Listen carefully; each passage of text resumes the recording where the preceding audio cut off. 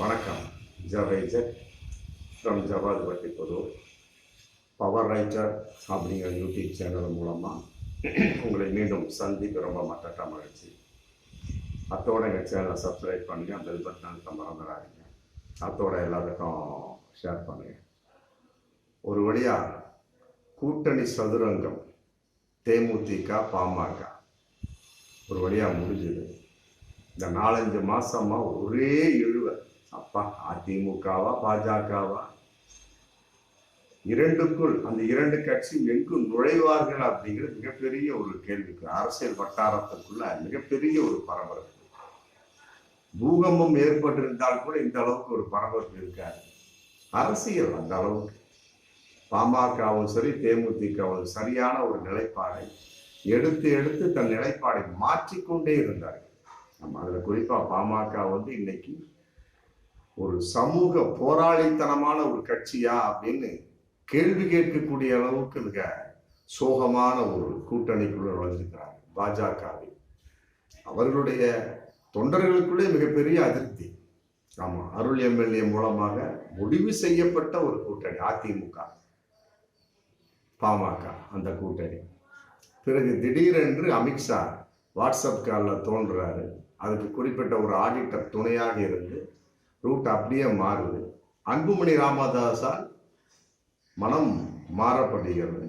பிறகு உயர்மட்ட குழு கூட்டப்பட்டு அப்புறம் அதனுடைய கருத்தாக மாவட்ட செயலாளருக்கு சொல்லப்பட்டு அப்படி இருக்க சமயத்துல திடீரென்று ஒரு மிகப்பெரிய ஒரு மாற்றம்.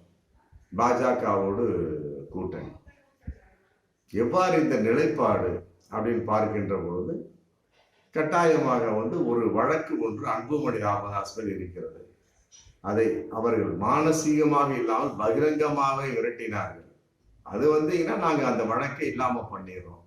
ரெண்டாவது ஒன்றிய அமைச்சரவையில சீட்டு, மற்றபடி 10 சீட்டு.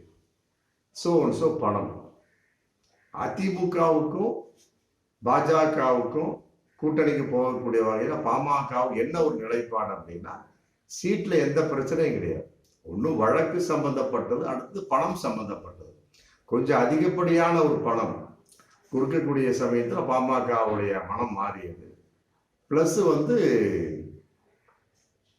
மிரட்டல் கான்செப்ட் அந்த வழக்கு சம்பந்தப்பட்ட வகையில் அதன் அடிப்படையில் அமித்ஷாவுடைய ஒரு வீடியோ கால் முடிஞ்சு போச்சு. கொஞ்ச நேரத்தில் எல்லாமே சுக்குநூறாக அதிமுகவுக்குள் பாமக நுழையும் அந்த கூட்டணி விஷயமே அடித்தளமே மாறிவிட்டது. பாமக பிரமுகர் எடுக்கு கொதித்து போய் நிறைய பேர் நிற்க விருப்பம் இல்லாமல் இருந்து கொண்டிருக்கிறார்கள் அப்படிங்கிறது பகிரங்கமான உண்மை. தர்மபுரியில குறிப்பிட்ட ஒரு டாக்டர் நிற்கக்கூடிய ஒரு சூழல். இன்னைக்கு வேணாம்ப்பா பாஜக கூட்டணிக்குள்ள பாமக போயிட்டாங்க, நம்ம கட்சியை போயிட்டாங்க, எனக்கு பிரியம் இல்லை. அதே மாதிரி சேலத்திலேயே கூட அந்த சீட்டை அதிமுக கேட்டு வச்சிருந்தார். நம்ம இது சம்பந்தமாக நாங்கள் வீடியோ போட்டிருந்தோம். ராமதாஸ்கிட்ட சொல்லி அவர் கேட்கிறாரு, அதிமுக சம்பந்தம் ஒதுக்கப்பட்டு விட்டாச்சுன்னு சொல்லிடுறாரு. இல்ல, நாங்க உங்க கூட்டணி தான் வரும்னு சொல்லி போட்டு பாமக ராமதாஸ் ரொம்ப விடாப்பிடியாக அந்த சேலம் அந்த தொகுதி தன் கட்சிக்கு பாமகவுக்கு கேட்டு வைத்திருந்தார். ஓகே, அதிமுக சம்பந்தப்பட்ட எடப்பாடி சொல்லிட்டார், ஓகே நீங்க அதை எடுத்துக்கீங்க அப்படின்ட்டார். அதையும் மீறி நடந்த ஒரு கூட்டணி தான் இது பாமக. இவ்வளே எங்களுடைய நாங்க சின்ன பிள்ளைய இருந்த அப்படிலாம் சமூக போராளி அப்படின்னா அது ராமதாஸ் தான். அந்த அளவுக்கு மிகப்பெரிய ஒரு பலம் வாய்ந்த ஒரு தலைவராக இருந்தார். ஒரு குறிப்பிட்ட ஒரு பிரச்சனையின் அடிப்படையில் உடனே நடுரோட்டில் தர்ணா போராட்டம், மற்றபடி எல்லாமே தமிழகமே திருப்பி பார்க்கக்கூடிய அளவுக்கு இருந்தது. அன்னைக்கெல்லாம் தொலைத்தொடர்புலாம் அதிகமாக கிடையாது, எல்லாம் பேப்பர் வகை தான். மற்றபடி ரேடியோவில் சொல்லுவாங்க, டிவி ஏதோ ஒரு தெருவில் 2-3 வீட்டுகள் இருக்கு, அவ்வளவுதான். அந்த அளவுக்கு. அதாவது ஏதோ ஒரு பிரச்சனையின் அடிப்படையில கலெக்டர் ஆபீஸுக்கே போய் கலெக்டர் நாற்காலி எட்டி உதைத்தவர் ராமதாஸ். சில பிரச்சனையின் அடிப்படையில தன் கட்சிக்காரர்களை போலீசார் கைது செய்து விட்டார்கள் என்பதற்காக அங்க உட்காந்து போலீஸ் நிலையத்தை தர்ணா போராட்டம் பண்ணி அவர்களை அழைத்து வந்தவர் ராமதாஸ். அந்த அளவுக்கு மிகப்பெரிய ஒரு போராளி. இன்னைக்கு தன் மகனின் வெளிப்பாடாக மனதை மாற்றி கொண்டு விட்டார் அப்படிங்கிறது எல்லாம் விட பணம் சம்பந்தப்பட்ட வகையிலும் மற்றபடி வழக்கு சம்பந்தப்பட்ட வகையிலும் பாஜகவின் மிரட்டல் சம்பந்தப்பட்டவையும் தன்னுடைய குணத்தை இழந்து விட்டார் அப்படின்னு தான் சொல்ல முடியும். நம்ம இன்னைக்கு வந்து பாமக வந்து மிகப்பெரிய ஒரு போராட்டம் தனமான ஒரு கட்சியா அப்படின்னு சொல்ல முடியாது. ஆமா, அவங்களுடைய தொண்டர்களே வந்து இன்னைக்கு அதிருப்தியில் இருக்காங்க. நிறைய பேர் வந்து கட்சியை விட்டு விலகக்கூடிய ஒரு சூழலாகவும் இருக்கக்கூடிய ஒரு தகவல் இன்னைக்கு போயிட்டு இருக்கு. அதிமுகவோட பாமகவோட கூட்டணி வர கட்டாயமா உண்டு அப்படிங்கிற சமயத்தில் ஏகப்பட்ட இடங்களில் சுவர் விளம்பரங்களை பிடிச்சி வச்சிருந்தாங்க பாமக அதிமுக. இன்னைக்கு அதெல்லாம் காணாம போச்சு. அந்த அளவுக்கு மிகப்பெரிய ஒரு எதிர்பாராத ஒரு கூட்டணிக்குள்ள இன்னைக்கு பாமக வந்து திருப்தியற்ற ஒரு கூட்டணிக்குள்ள. என்னதான் இருந்தால் தொண்டர்களுடைய நிலை வேணும். பாஜகவுக்குள்ள பாமக சேர்ந்துட்டா உடனே ஓட்டு விழுந்துருமா? கிடையாது. வட மாநிலங்களை பொறுத்தவரை பாஜகவே கிடையாது. இது வட மாவட்ட தமிழகத்தினுடைய வட மாவட்டங்களை பொறுத்த வரைக்கும் பாஜக ஸ்ட்ரென்த் கிடையாது. அதிமுகவுக்கு உண்டு, அதே மாதிரி பாமகவுக்கும். பாமக அதிமுக கூட்டணி ஆயிருந்தது அப்படின்னா மிகப்பெரிய ஒரு வெற்றி கட்டாயமா பாமகவுக்கு உண்டு, அதிமுகவுக்கு. அதைத்தான் எடப்பாடி எதிர்பார்த்து இருந்தார். அவன் எந்த அளவுக்கு சசிகலாவுக்கு எடப்பாடி துரோகம் செய்தார், அந்த அளவுக்கு நம்பிக்கையற்றத்தனமாக பாமக ராமதாஸ் அதிமுகவில் நடந்து கொண்டார். ஆமா, எடப்பாடியை பொறுத்த வரைக்கும் இன்னைக்கு அரசியல் வட்டாரத்தில் ஒரு துரோகி அப்படிங்கிற ஒரு பட்டம் உண்டு. ஆனா பாமகவை பொறுத்தவரை இன்னைக்கு அவர் நம்பிக்கை இல்லாதவர் அப்படிங்கிற பட்ட கட்டாயமா உண்டு. 1991 2024 வரைக்கும் அவர் போகாத கட்சியே கிடையாது. நம்ம டக்கு டக்கு டக்குட்ட மனம் மாறிக்கொண்டே இருப்பார். அதனால வந்து ஒரு நிலையில்லாத ஒரு நம்பிக்கை இல்லாத ஒரு மனுநிலை கொண்ட ஒரு நபர் ராமதாஸ். அதே நேரத்தில் பாமகவை பொறுத்தவரை அவங்க கட்சியை கொண்டு செலுத்துறாங்க. தொண்டர்களை பொறுத்த வரைக்கும் அவங்களுடைய விருப்பப்பட அதிமுக தான். ஆனால் அதையெல்லாம் முறியடித்து தூக்கி எறிந்து விட்டு இன்னைக்கு வந்து பாஜகவுக்குள்ள பாமக அடியெடுத்து வைத்திருக்கு. சேலம் கூட்டத்தில் கூட அன்புமணி ராமதாஸ் கொஞ்ச நேரம் தான் பேசியிருக்கிறார். ஆமா, அதுக்குள்ள மோடி வரக்கூடிய சமயத்துல பேச்சு நிறுத்தப்பட்டு விட்டது. ராமதாஸுக்கு எந்த ஒரு வகையில பேசுறதுக்கு வாய்ப்பளிக்காத ஒரு சூழல். ஆமா, மோடி பேசிட்டு போயிட்டார். மற்றபடி வந்து ஓபிஎஸ்னுடைய மைக் 2 தடவை புடுங்கப்பட்ட ஒரு அந்த அளவுக்கு மரியாதை குறைவான கூட்டணி கட்சிக்குள்ள பாஜக வந்து மரியாதை குறைவாக நடந்து கொண்டார்கள் அப்படிங்கிற ஒரு தகவல் இன்னைக்கு போயிட்டு. அதன் அடிப்படையில கூனி குறுகி ராமதாஸ் உட்கார்ந்து இருந்தாங்க. என்னதான் இருந்தாலும் அவருக்கு மனசுக்குள்ள இருக்கு இல்லையா, என்னடா அது தொண்டர்களின் ஒரு நிலைப்பாட்டை விட்டு நாம் இந்த அளவுக்கு தன் மகனுக்காக ஒரு நிலைப்பாட்டை எடுத்து விட்டோமே அப்படின்னு அவருக்கு மனசுல இருக்கும்.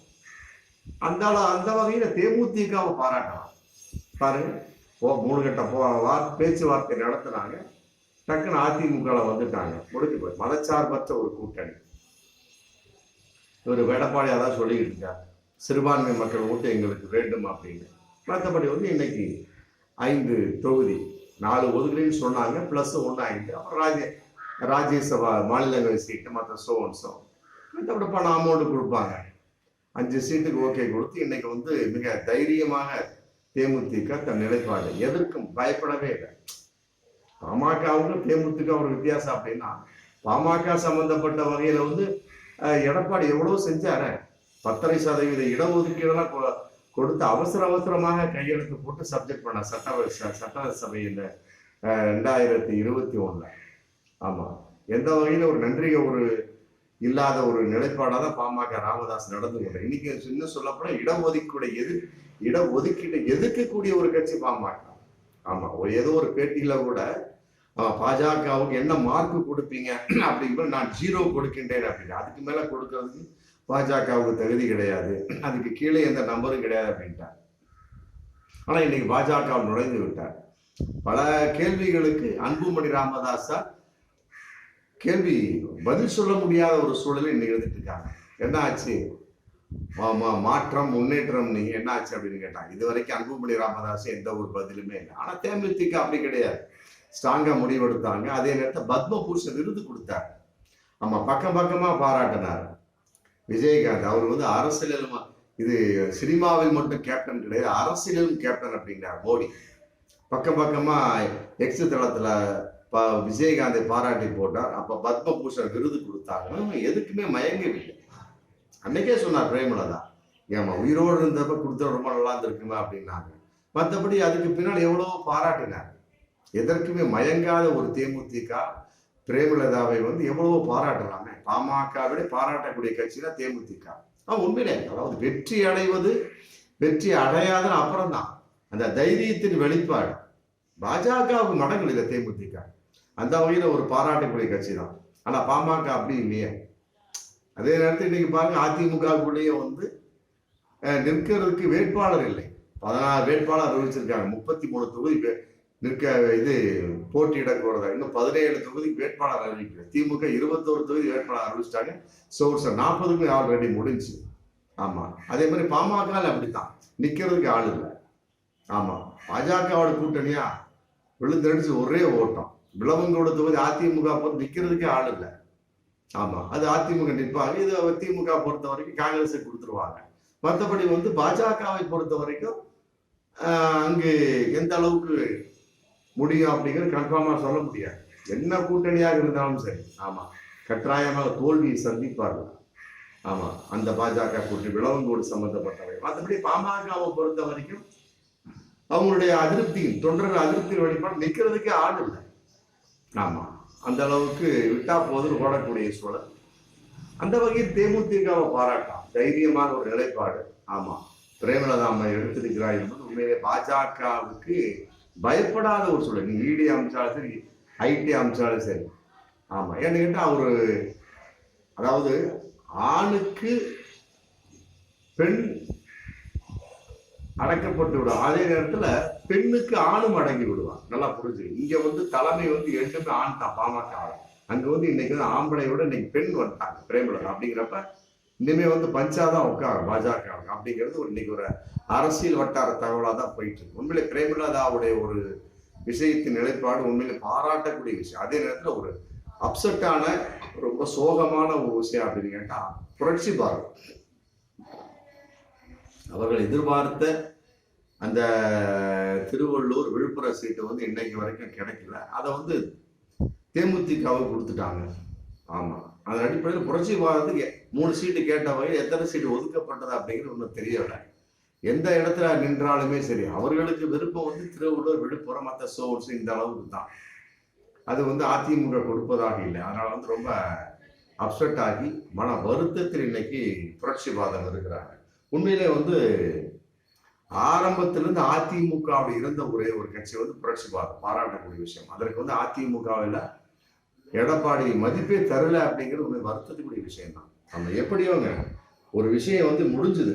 ஆமா, தேமுதிக பாமக எங்கு செல்வார்கள் அப்படிங்கிறது, பாமக பாஜகவிடம், தேமுதிக அதிமுகவிடம். ஆமா, இப்ப வந்து இரண்டுமே வந்து ஸ்ட்ராங் ஆயிட்டாங்க. பாஜகவை பொறுத்த வரைக்கும் ஒரு பலமான ஒரு கட்சி கூட்டணி. ஆமா, கட்டாயமா ஒரு இடத்தில் கூட அவர் ஜெயிக்க முடியாது அப்படிங்கிற ஒரு தகவல் இன்னைக்கு போயிட்டு இருக்கு. அதே வந்து அதிமுக திமுக கூட்டணி சேர்ந்ததுனால மற்ற புரட்சி பாரதம் சோழ் இருக்கிறவங்களாம் கட்டாயமாக அவர்கள் நிறைய இடங்கள் வெற்றி பெற வாய்ப்பு இருக்கு அப்படிங்கிறது ஒரு உண்மை இன்னைக்கு போயிட்டு இருக்கு. பார்ப்போம், மக்களுடைய தீர்ப்பு ரொம்ப முக்கியம்.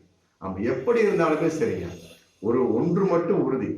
ஆமா, அதாவது வந்து இந்த எந்த கட்சியாக இருந்தாலும் சரி, ஆமா, மரத்துக்கு மரம் தாவுவது எப்படிப்பட்ட ஒரு விஷயமாக இருந்தாலும் சரி, கூட்டணி சம்பந்தப்பட்ட வகையில மக்கள் எல்லாத்தையும் கூர்ந்து பார்த்துட்டு இருக்கிறாங்க. ஆமா, மக்கள் ரொம்ப விவரமானவங்க, கூர்ந்து பார்த்துட்டே இருப்பாங்க. யாருடைய மனம் நிலையானது, யார் எந்த அளவுக்கு முடிவு எடுக்கிறார்கள் அந்த அளவுக்கு தான் கரெக்டா ஓட்டு போடுவாங்க. பாமகவிலே அதிருப்தியாக ஆரம்பமாயிட்டாங்க, முடிஞ்சு போச்சு. இன்னும் சொல்லப்போனா பாமகவுக்கு ஓட்டு குத்துவாங்களா இந்த நாடாளுமன்றத்தை அப்படிங்கிறது மிகப்பெரிய ஒரு கேள்விக்குறி. தேமுதிகவை பொறுத்த வரைக்கும் இஸ் ஓகே, அவங்க எடுத்த முடிவுல தொண்டர் சம்பந்தப்பட்ட வகையில திருப்தி. அப்ப தொண்டர்களை வச்சுதான் எந்த ஒரு கட்சியுமே தெரிய, மற்றபடி தலைவர்களை வச்சு கிடையாது. அடிமட்ட தொண்டர் போஸ்டர் ஓட்டணும். நம்ம இருக்கக்கூடிய நிர்வாகிகள் மிகப்பெரிய உயர்ந்த பதவியில் இருந்தாலுமே கூட கீழே இருக்க பார்த்தீங்கன்னா தொண்டர், அதுக்கு ஆதரவா ஒருத்தர் இருப்போம், அதுக்கு இன்னொரு ஆதரவா ஒருத்தான். அப்ப அந்த வகையில தேமுதிகவை பொறுத்தவரை தொண்டர்கள் வகையில் திருப்தியான ஒரு கூட்டணியாக இன்னைக்கு அதிமுகவோடு சேர்ந்திருக்கிறது. ஆமா, அந்த நிலைப்பாடை பொறுத்த வரைக்கும் கட்டாயமாக அது வந்து ஒரு வெற்றிகரமான ஒரு கூட்டணியாக சொல்ல முடியும். அதே நேரத்தில் இன்னைக்கு திமுக கூட்டணி, அப்புறம் அதிமுக, மற்றபடி பாஜக வந்தாச்சு. மற்ற வகையில வந்து தனிப்பட்ட வகையில ஆமா நாம் தமிழர் கட்சி அப்படிங்கிற கான்செப்ட் போயிட்டு இருக்கு. ஆமா, எப்படியோ மக்களின் தீர்ப்பு, ஆமா, அது ஒரு நிலைப்பாடு கூர்ந்து கவனிக்கப்பட ஒரு சூழலாக இருந்தாலுமே கூட தொண்டர்களை பொறுத்த வரைக்கும் ஆமா எந்த கட்சியில திருப்திகரமா இருக்கிறாங்களோ அந்த கட்சி மட்டும்தான் ஜெயிக்கும் அப்படிங்கிற வந்து நம்ம நிலைப்பாட ஒவ்வொரு தேர்தலும் பார்த்துட்டு தான். ஆமா, அதன் அடிப்படையில கட்டாயமாக வந்து தேமுதிக அதிமுக கூட மிகப்பெரிய வெற்றியை அடைய வாய்ப்பு இருக்கு. அதையெல்லாம் விட திமுகவை பொறுத்தவரை ஆமா, அவங்ககிட்ட எந்த ஒரு கேப்பே கிடையாது, கரெக்டா முடிச்சு கிளீனா பண்ணிட்டாங்க. ஆமா, அதன் அடிப்படையில வந்து அதற்கு முன்கூட்டியான ஒரு திமுகவை பொறுத்தவரைக்கும் கூட்டணியை பொறுத்த மிக பலமான வெற்றியை அடையும் என்பது பகிரங்கமான உண்மை. ஆமா, 21 சீட்டுமே அவங்க கையில, பிளஸ் வந்து அவங்களுடைய கூட்டணி எல்லாமே 40-40 வெற்றி அடைய முடியும் அப்படிங்கிற ஒரு தகவல் இன்னைக்கு போயிட்டு இருக்கு. 2வது கட்டமாக அதிமுக வர வாய்ப்பு இருக்கு அப்படிங்கிற ஒரு சூழல் தான் இன்னைக்கு தெரியுது. மற்றபடி பாஜக பாமக பொறுத்த வரைக்கும் ஆமா, எந்த ஒரு தொகுதியும் வர மாட்டார்கள், வர முடியாது என்கிற நிதர்சனமான உண்மை இன்னைக்கு போயிட்டு இருக்கு. பார்ப்போம் மீண்டும் அடுத்த வீடியோ. நன்றி.